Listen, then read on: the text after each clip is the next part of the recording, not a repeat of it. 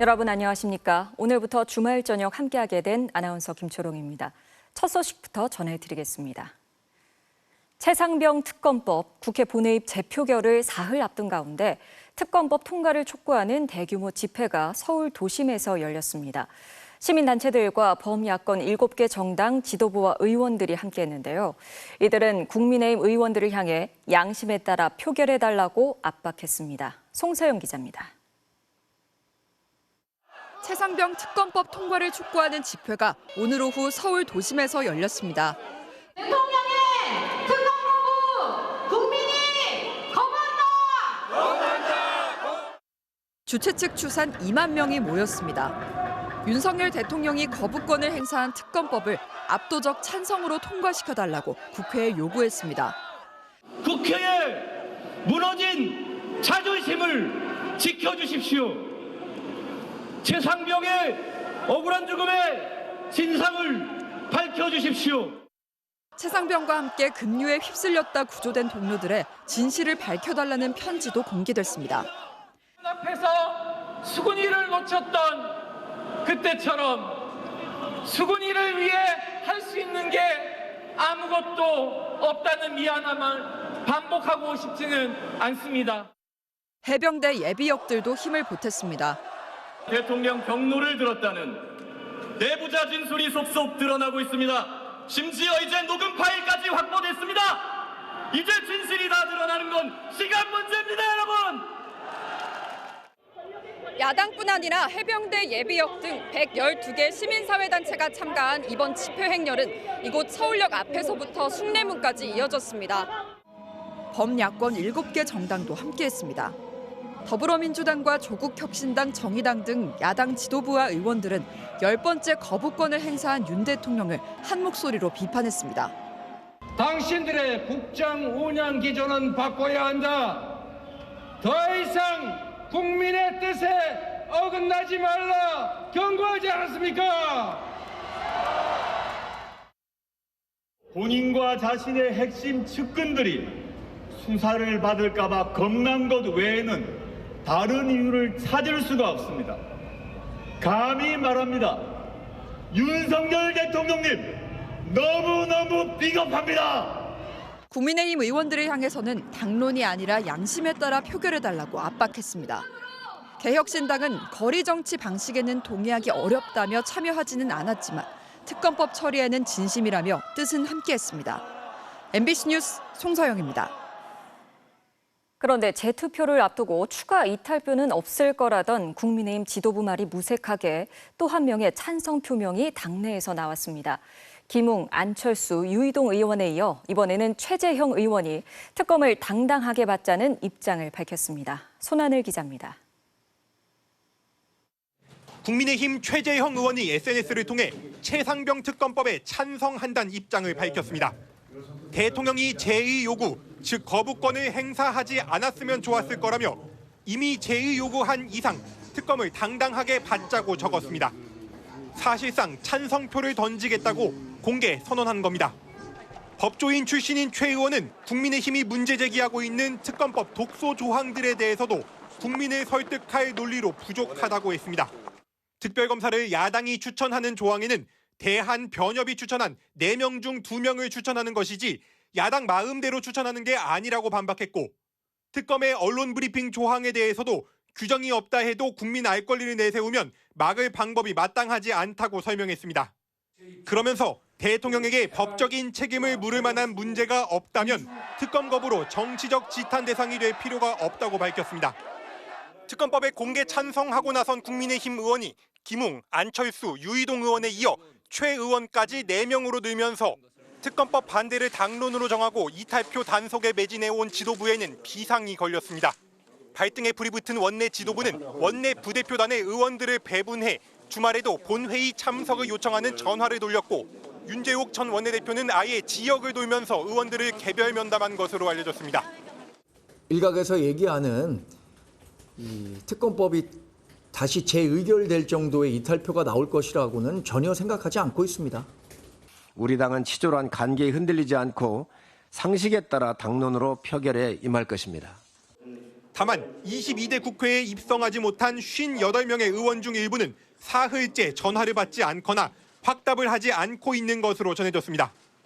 홍준표 대구광역시장은 낙천에 대한 감정으로 마지막까지 목리 부리지 말라며 이들을 직격했습니다. 재표결은 이제 사흘 남았습니다. 국민의힘 낙선자들의 표심이 여전히 안개 속인 가운데 여당 지도부의 고민이 깊어지고 있습니다. MBC 뉴스 손하늘입니다. 더불어민주당 이재명 대표가 국민의힘이 제안한 국민연금 개혁안을 전적으로 수용하겠다고 밝혔습니다.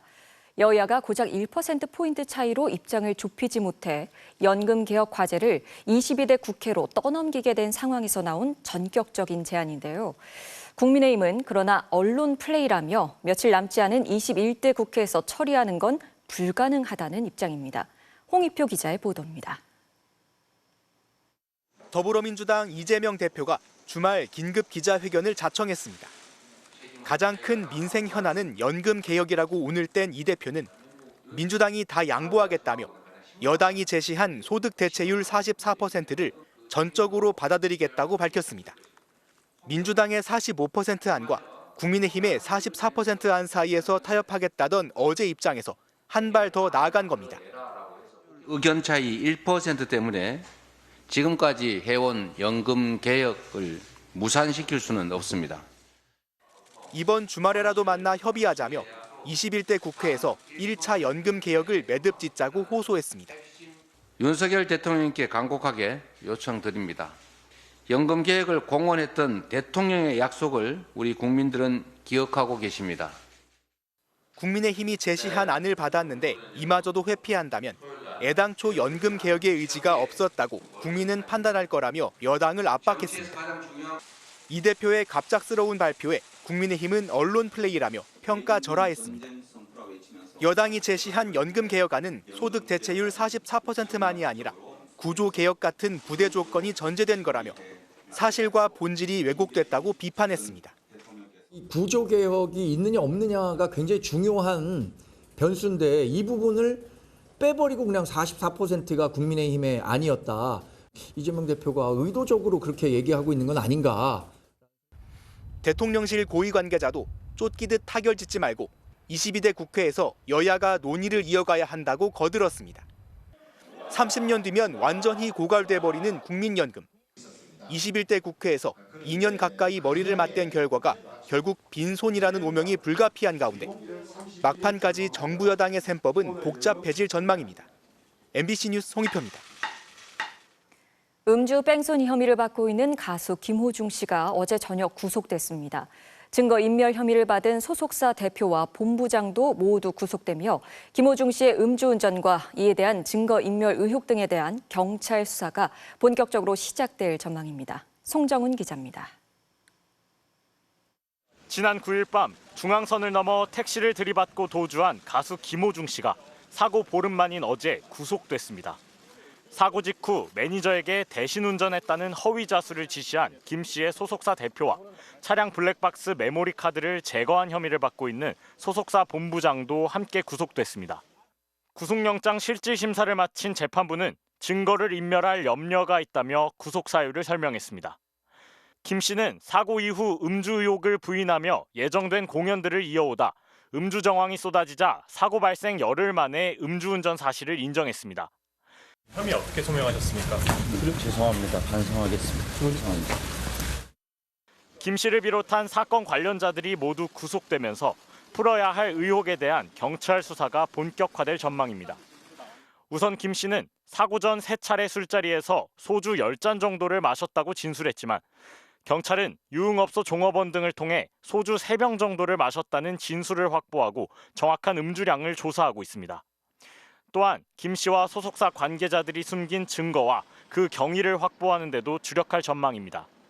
다만 김 씨가 제출한 휴대전화의 비밀번호 제공을 거부하고 있어 관련 증거 확보에 어려움을 겪는 것으로 알려졌습니다. 한편 어제 영장 실질심사를 받으며 진행 중이던 공연에 불참했던 김 씨는 다음 달 1일과 2일 경북 김천에서 예정됐던 공연도 결국 취소하기로 결정했습니다. MBC 뉴스 송정훈입니다. 직장 내 괴롭힘 의혹 등에 휩싸인 반려견 훈련사 강영욱 씨는 일주일 만에 침묵을 깨고 공식 입장을 냈습니다. 대표로서 부족해 생긴 문제에 사과한다면서도 불거진 의혹들을 조목조목 반박했는데요. 하지만 의혹을 제기한 일부 퇴직 직원들이 재반박에 나서면서 논란은 가라앉지 않고 있습니다. 김윤미 기자입니다.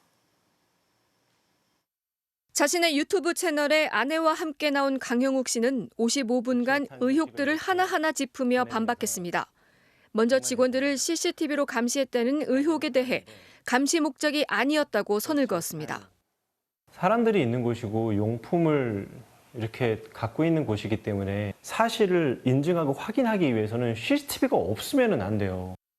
특히 CCTV로 여성 직원 탈의실을 감시했다는 주장에 대해서는 화면에 담긴 곳은 탈의실이 아닌 회의실이라며 우린 옷을 갈아입어야 하는 직업이 아니라고 말했습니다. 사내 메신저 감시 의혹에 대해서도 본 건 맞지만 사정이 있었다고 적극 설명했습니다.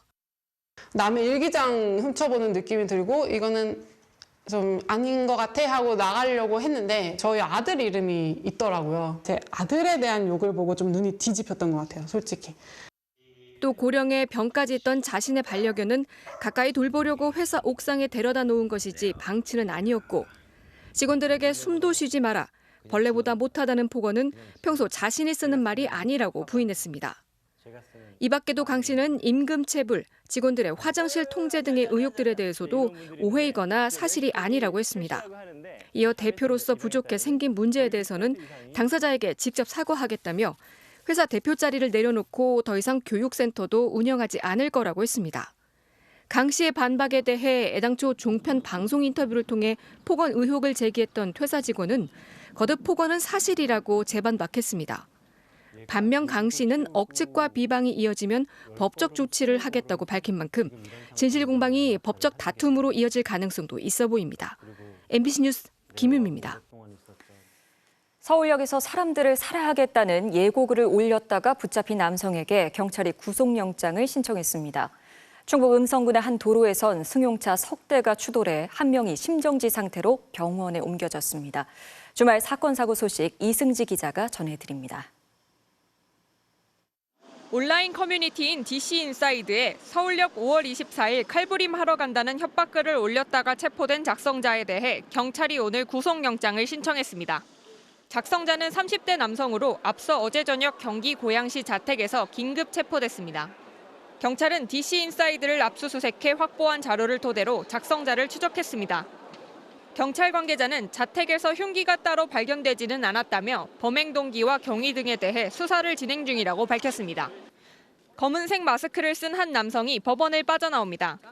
지난해 말 10대 청소년 2명에게 경복궁 담벼락에 스프레이로 낙서를 하라고 사주한 혐의를 받고 있는 이른바 이 팀장이라 불리는 피의자입니다. 피의자는 자신이 운영하는 불법 사이트 홍보를 위해 범행을 저지르고 범행 뒤엔 청소년들에게 언론사에 제보하도록 한 것으로 알려졌습니다. 언론사 제보시킨 이유는 뭡니까? 불법 사이트 홍보를 위해서였나요? 사이트 운영으로 번 돈은 어디다 쓰셨습니까? 서울중앙지방법원은 오늘 오후 피의자에 대한 구속영장 실질심사를 열고 구속 여부를 검토 중입니다. 흰색 차량 앞부분이 종이장처럼 찌그러졌고 바닥엔 파편이 나뒹굽니다. 오늘 오전 11시쯤 충북 음성군의 한 도로에서 승용차 3대가 추돌했습니다. 이 사고로 사고를 낸 차량의 70대 남성 운전자가 심정지 상태로 병원으로 옮겨지며 총 8명이 크고 작은 부상을 입었습니다. 경찰은 자세한 사고 경위를 조사하고 있습니다. MBC 뉴스 이승지입니다. 미국에서는 오는 11월 5일 대선을 앞두고 북한이 강도 높은 군사 도발을 할 가능성이 있어 미국 정부가 주시하고 있다는 언론 보도가 나왔습니다. 러시아가 배후에서 북한의 도발을 부추길 수 있다는 건데요. 뉴욕에서 임경아 특파원입니다. 미국 정부가 북한이 미국 대선판을 흔들기 위해 고강도 도발, 이른바 10월 서프라이즈를 계획 중인 것으로 보고 예의주시하고 있다. 미국 MBC 뉴스가 익명의 고위 당국자 6명을 취재해 보도한 내용입니다. 미국이 우크라이나와 가자 지구에서 벌어지고 있는 두 개의 전쟁에 집중하는 사이 북한이 최근 부쩍 가까워진 러시아 동료 하에 대선 직전 강도 높은 군사 도발을 기획할 수 있다는 겁니다. 한 정보당국 관계자는 MBC에 북한이 올해 도발에 나설 것이란 점에는 의심의 여지가 없다. 도발 수위가 문제일 뿐이라고 전했습니다. 북한과 러시아 정상 모두 트럼프 재집권을 기대하는 만큼 한반도의 세 번째 전선을 형성해 바이든 정부의 외교 난맥상을 부각시키려 할 거라는 분석입니다. We should expect 2024 to be a rocky year in terms of North Korean actions, North Korean provocations, testing, these sorts of things. North Korea is not going to be quiet in 2024.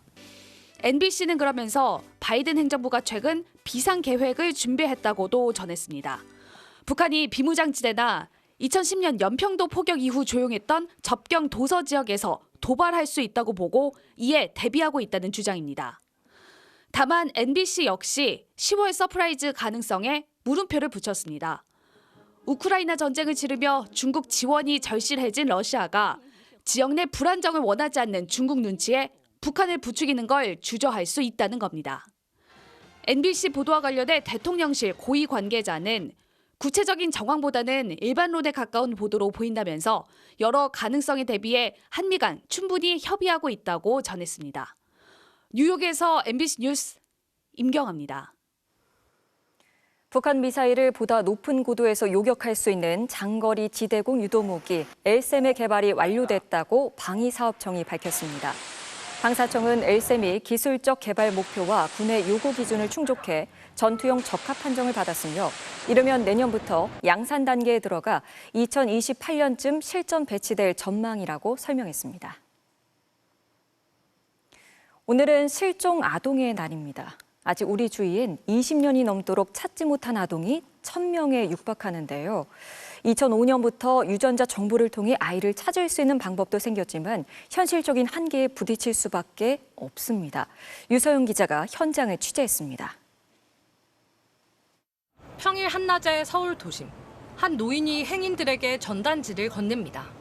손사래와 함께 거절당하기 일쑤지만 도무지 그만둘 수가 없습니다. 아기 잊어버리고 내일 찾고 있어 좀 읽어봐 주세요. 감사합니다. 78살 전길자 씨. 아들 이정훈 군은 1973년 3월 18일 서울 서대문구 대연동 집 앞에서 사라졌습니다. 겨우 3살이었습니다. 황망한 생이별은 어느덧 50년을 넘겼습니다. 엄마 나 10분만 나갔다 오면 안 되겠네. 엉덩이를 몇 대 두드려가지고 내가 그냥 끌어안고 있을 걸. 찾을 때까지 그냥 미라가 되는 한이 있어 살고 싶어요.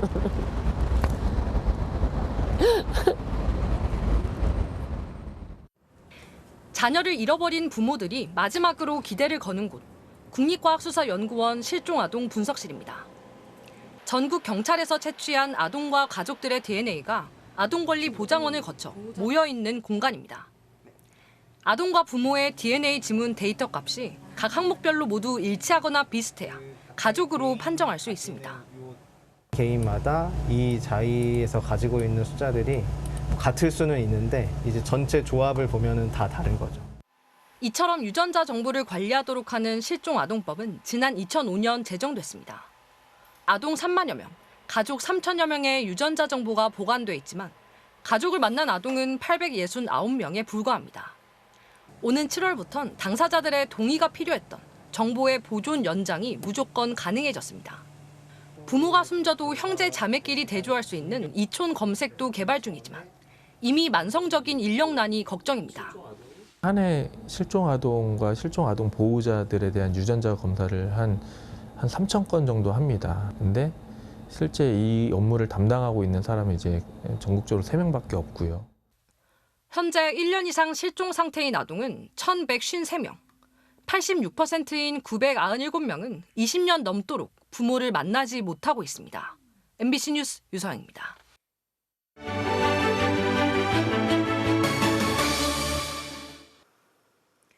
친부모가 사정이 생겨 양육할 수 없는 아동을 위해 잠시 동안 가족이 되어주는 가정 위탁 제도가 있습니다.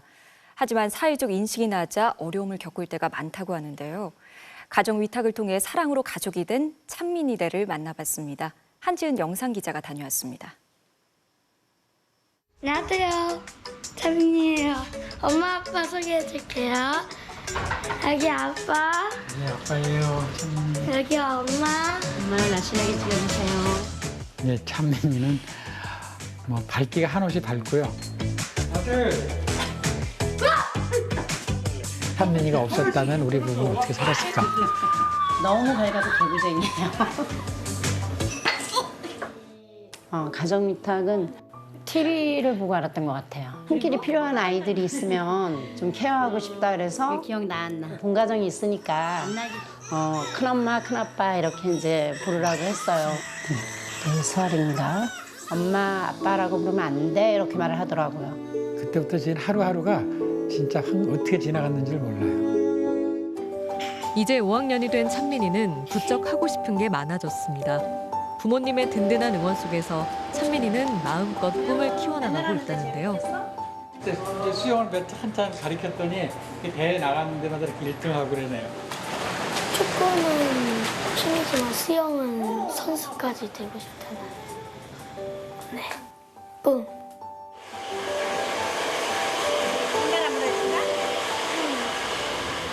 하지만 아직도 위탁 가정에 대한 인식이 부족해 겪는 어려움도 많다고 합니다. 찬민이가 어릴 때 노로바이러스가 걸렸었어요, 아기 때. 그래갖고 급히 대학병원을 갔는데 누구냐는 거예요. 그래서 나는 위탁 가정의 위탁 아빠다. 그랬더니 그런 거 말고 이 부모의 뭐 사인을 하라는 거예요. 이해를 못해요. 위탁이 뭔지 전혀 그걸 이해를 못하더라고요. 그러니까 우리 찬민이 같은 경우 보면 운동을 워낙 좋아하고 근데 비용이 만만치가 않더라고요. 그런 거를 마음껏 못 해주는 게 좀 미안하기도 하고 그래서 19세 미만은 보호자의 동의를 받는 항목들이 되게 많잖아요. 그런 부분에서 위탁 부모님들은 계속 막혀요. 가정위탁에 대한 인식이 좀 많이 낮기 때문에 현실적인 지원 체계가 마련이 되면 좋을 것 같습니다. 함께 지낸 지 12년. 이들은 가족이 무엇인지 부모가 무엇인지 알게 됐다고 합니다. 가족은 그거 같아요. 그냥 이해하고 편히 대해주는 거, 품어주는 거. 누군가는 이 세상에 단 한 사람은 찬민이 편히 대해야 된다는 거죠. 어떤 경우가 있어도. 엄마, 난 너무너무 행복해. 그래서 어떤 게 행복해? 했더니 나는 참 좋은 가족을 만난 것 같아. 그 말에 좀 감동받았어요. 네, 그래서 엄마, 아빠를 생각하면 뭐가 가장 먼저 떠올라요? 가족. 고맙고 사랑하고 저를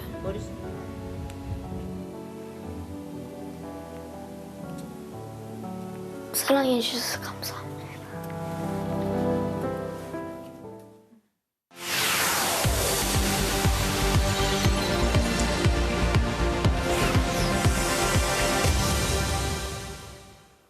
삼수갑산을 가더라도 아주 힘든 상황을 가정할 때 쓰게 되는 표현인데요. 여기서 삼수갑산은 실제 북한 양강도에 있는 지역 이름입니다. 대표적인 산골 오지로 통하는 곳이기도 한데요. 최근 북한이 양강도에 각별한 공을 들이고 있다고 합니다. 이유가 무엇일까요? 통일전망대 최유찬 기자가 전해드립니다. 압록강과 두만강을 경계로 중국과 국경을 맞대고 있는 북한의 양강도. 두메 산골인 삼수, 갑산을 비롯해 삼지연 등이 속한 대표적인 산골 오지입니다. 노동신문은 최근 특집 기사를 통해 낙후됐던 이 지역이 인민의 낙원이 됐다고 주장했습니다. 평양에서 멀다고 못 사는 곳이 돼선 안 된다는 김정은 위원장의 의지 덕분이라고 강조하기도 했습니다. 김 위원장은 얼마 전에는 이 지역에 농업용 트랙터를 선물했고 김정은 동지께서 보내주신 뜨락도로들이 참가자들이 열광적인 박수 속에 전달됐습니다. 감자 수송용 화물차를 보내고 양묘장을 새로 짓기도 했습니다. 또 지난 2013년부터 시작된 3단계 리모델링 사업을 통해 양강도 삼지연을 재개발하기도 했습니다. 어떻게 몸에 맞게 편리하게 다 해놔서 진짜 원래 모습을 찾아보지도 못하고. 북한이 이렇게 유독 양강도에 각별한 관심을 기울이는 이유는 뭘까? 우선 북한이 혁명의 성지라고 주장하는 백두산이 속해 있는 곳으로 상징성이 큰 만큼 최근 재개발한 삼지연을 지방 발전의 표본으로 내세우려는 의도가 있다는 분석입니다. 북한 정권의 성지에 해당하는 백두산이 있지만 생활 여건은 가장 열악했거든요. 평양과 지방 간 발전 격차가 커지는 상황에서 양강도의 발전상을 부각시킬 필요가 있었던 것 같고 또 과거 중국과의 밀거래가 이 지역 주민들의 적지 않은 수입원이었지만 강력한 통제로 원천 봉쇄되면서 경제난이 가중돼 북한 당국이 특별 관리에 나서는 게 아니냐는 관측도 제기됩니다. 중국과의 밀수나 개인 무역들이 제약이 되면서 생활난이 최악인 상황으로 떨어졌거든요. 변경 지역의 민심을 다독거릴 필요성이 있는 상황입니다, 지금. 양강도 해산의 경우 과거 주요 탈북 루트로 활용되기도 했던 만큼 통제와 개발을 통해 사전 차단하는 이중 전략을 취하고 있다는 분석도 나옵니다.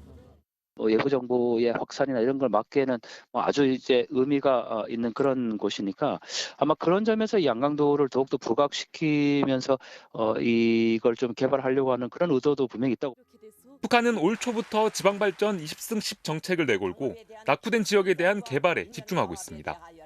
수도 평양과 다른 지역 간의 격차를 완화해 민심 이반을 차단하겠다는 의도와 함께 녹록지 않은 현 상황이 엿보이는 대목입니다.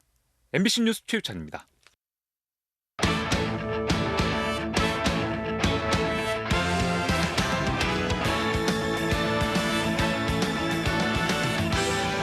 토요일밤 스포츠 뉴스입니다. K리그1 전북과 김천의 경기가 무승부로 끝났는데요. 종료 직전 결정적인 핸드볼 판정에 두 팀의 희비가 엇갈렸습니다. 김태훈 기자가 전해드립니다. 2위 김천과 11위 전북의 맞대결. 말 그대로 혈투가 벌어졌습니다. 전북 박진섭은 상대와 충돌한 뒤 응급처치를 받았지만 출혈이 멈추지 않아 결국 교체됐고, 안현범도 몸싸움 과정에서 손가락이 꺾일 만큼 거친 분위기가 이어졌습니다. 후반 추가 시간에야 첫 골이 터졌습니다. 김천 서민우가 극적으로 골망을 흔들었습니다. 하지만 득점자의 핸드볼 파울은 고의성과 무관하다는 규정에 따라 비디오 판독 끝에 골이 취소됐습니다. 전북에도 기회가 왔습니다.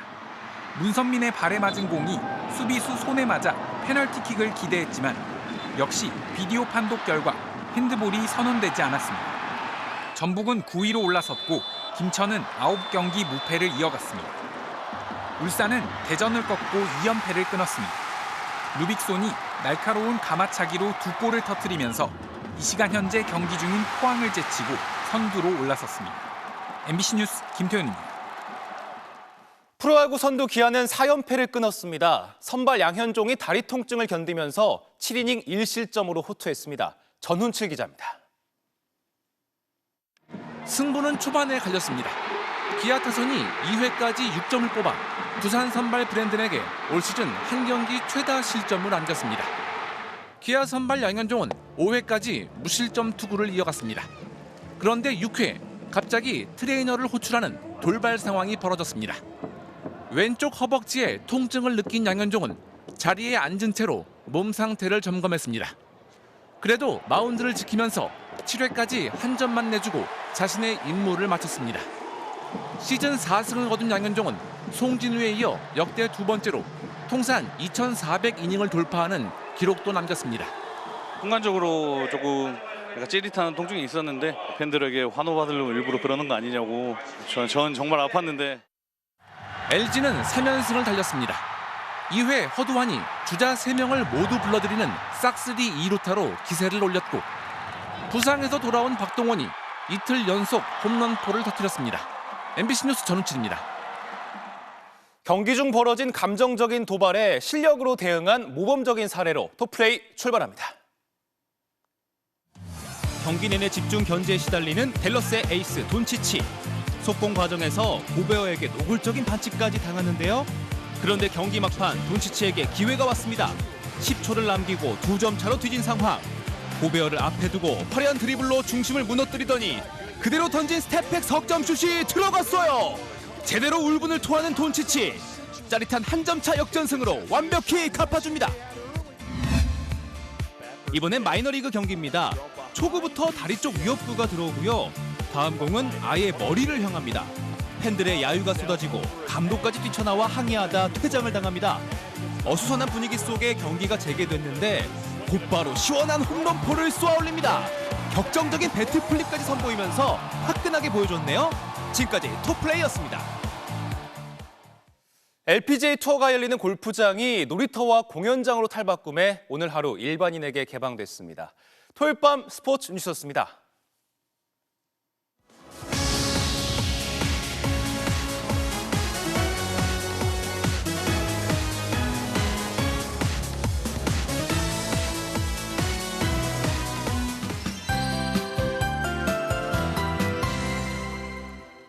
주말 구름이 볕을 가려주면서 낮 동안에도 활동하기 쾌적했는데요. 내일은 북서쪽에서 차츰 비구름이 다가와 전국 대부분 지방에 비를 뿌리겠습니다. 비는 내일 오후 서울 등 중부와 서해안, 남해안과 제주를 시작으로 늦은 밤이면 그 밖에 전국으로 확대가 되겠습니다. 비의 양도 수도권과 강원 영서, 충청 북부에 20에서 60mm가량으로 가장 많겠고요. 그 밖에 전국도 적게는 5에서 많게는 40mm가량이 예상되고 있는데요. 특히 중부지방의 경우 시작부터 강하게 쏟아지면서 시간당 10에서 최대 30mm씩 세차게 퍼붓겠고요. 대기 불안정이 강해지면서 곳곳에 벼락이 치는 곳도 있겠습니다. 또 내일과 모레까지 전국 대부분 지방에 순간시속 55km 이상, 강원 산지에는 70km가 넘는 강풍도 몰아치겠고요. 동해상으로는 풍랑특보도 내려지겠습니다. 내일 아침 기온은 서울이 18도 등으로 오늘과 비슷하거나 높게 시작하겠습니다. 한낮의 기온은 서울과 춘천 24도, 전주 28도, 대구 27도가 예상됩니다. 월요일 아침부터는 차츰 개겠지만 서울의 낮 기온이 21도까지 내려가겠고요.